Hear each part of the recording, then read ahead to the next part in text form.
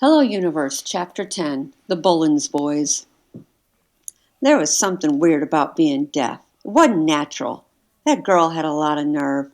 Chet kind of suspected she wasn't really deaf anyway. He wondered if she was just faking so she could spy on everyone. If she was deaf, how come she could talk?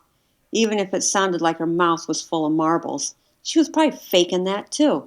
Plus, she knew how to read lips, and that was just plain creepy.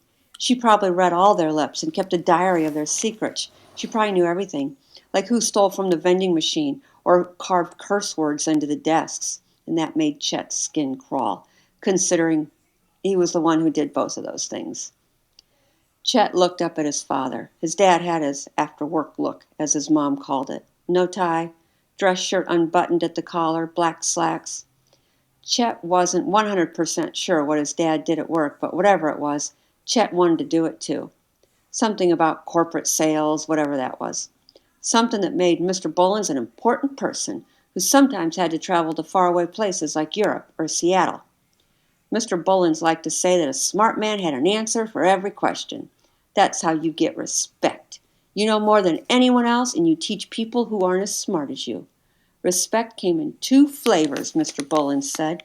Fear or admiration. Sometimes both. Otherwise, you're just a weakling at the bottom of the food chain, ready to get crushed under someone else's boot.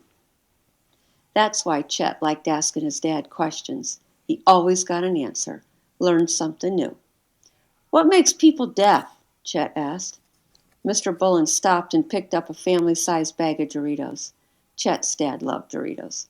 Sometimes he'd ask Chet to pick up a bag of chips for the house, any kind he wanted, and Chet always got Doritos, even though he secretly preferred Cheetos. Don't know, that's things, I guess, Mr. Bullens said, tossing the Doritos in the cart. Some people are just born defective. Why, you see one? Chet casually glanced behind him. Valencia was gone, but he could still feel her glare. There was definitely something wrong with that girl. Deaf people were just weird, that's all. Nah, Chet said. I was just wondering. They've got a few working here. Sometimes the grocery store gives jobs to those kind of people. Like a favor, you know? Disabled people don't have it all going on upstairs. Mr. Bullens tapped his forehead. But they can figure out how to bag groceries. Chet nodded. I heard you outside banging the basketball in the driveway last night, Mr. Bullens said. They walked past the crackers and cookies. Mr. Bullens eyed everything without really looking at it. Still practicing, huh? Chet felt his neck get warm. He hoped it wouldn't turn red. Yep, I figure if I practice all summer, I might make the team this time. Tryouts aren't till fall, so... Chet shrugged. Maybe if he played it casual, he'd look like it was no big deal. Fake it till you make it. He'd heard that somewhere. Mr. Bullens said, that coach isn't likely to forget the stink of last year's tryouts. They moved out of the aisle. Mr. Bullens surveyed the checkout lines to find the shortest one. Chet followed closely behind. How many shots you make last night? His father asked. Chet shoved his hands in his pockets and lumbered along more slowly as his father committed to cashier 7. A bunch, he said, clearing his throat. I lost count. Mr. Bullens turned to him and smiled widely. He patted Chet hard on the shoulder and pinched the back of his neck. We can't all be basketball stars. You'll find your sport. It's just not on the court, that's all. His father now turned his attention to the conveyor belt.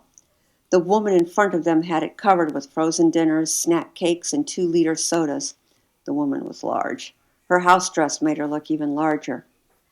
Mr. Bullens leaned toward his son and said, under his breath, She ought to buy more vegetables, eh? He laughed. The woman glanced their way and gave them a snarling look, similar to the one Valencia had given Chet. He wondered if the woman had heard. He hoped she had. Sometimes the only way to teach people was to embarrass them, wake them up, make them see the error of their ways. That's what Mr. Bullens always said. It worked, too. People usually straightened up when Mr. Bullens was around. Chet laughed. Yeah, he said. The woman had a lot of groceries, so it took a while for the Bullens boys to unload their items. Hot dogs, Doritos, ground beef, ice cream sandwiches, buttered popcorn, graham crackers, and 2 Hershey bars. The teenage cashier was slow and fumbly with a face full of pimples. His name was Kenny, according to his name tag, which hung crookedly off his shirt pocket. Underneath it said, trainee. Shh. By the time we get out of here, my son will be graduating from high school, said Mr. Bullens. He laughed to show he was only joking. More like college, Chet added, loud enough so only his dad could hear.